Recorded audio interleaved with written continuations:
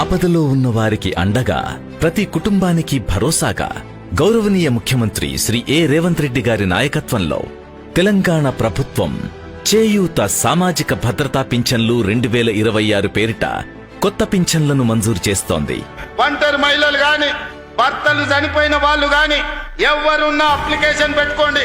ఎన్ని లక్షల మంది ఉన్నా అందరికీ పెన్షన్ ఇచ్చే బాధ్యత నాది. ఈ పథకానికి 18 సంవత్సరాలు పైబడిన వితంతువులు, గ్రామీణ ప్రాంతాల్లో 30 ఏళ్లు పైబడిన అవివాహిత మహిళలు, పట్టణ ప్రాంతాల్లో 35 ఏళ్లు పైబడిన అవివాహిత మహిళలు అర్హులు.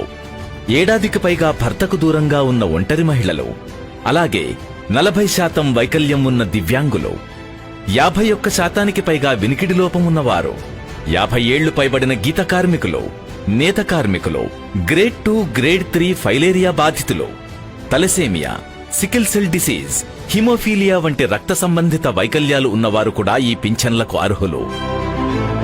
అర్హులైన గ్రామీణ ప్రాంతాల దరఖాస్తుదారులు పంచాయతీ కార్యదర్శి లేదా ఎంపీడీఓలను, పట్టణ ప్రాంతాల వారు వార్డ్ ఆఫీసర్ లేదా మున్సిపల్ కమిషనర్ను సంప్రదించగలరు.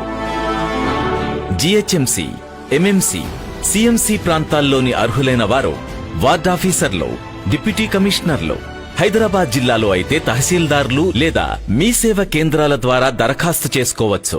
అలాగే దరఖాస్తుదారులు అధికారిక వెబ్సైట్ www.cheyuta.telangana.gov.in నుంచి చేయూత దరఖాస్తు ఫామ్ను డౌన్లోడ్ చేసుకుని సంబంధిత అధికారులకు సమర్పించవచ్చు. అర్హులైన ప్రతి ఒక్కరికి సామాజిక భద్రత అందించడమే లక్ష్యంగా తెలంగాణ ప్రజాప్రభుత్వం చేయూతనందిస్తోంది. చేయూత సామాజిక భద్రతా పింఛన్ల కోసం దరఖాస్తు చేసుకోవడానికి చివరి తేదీ 31 ఆగస్టు 2026.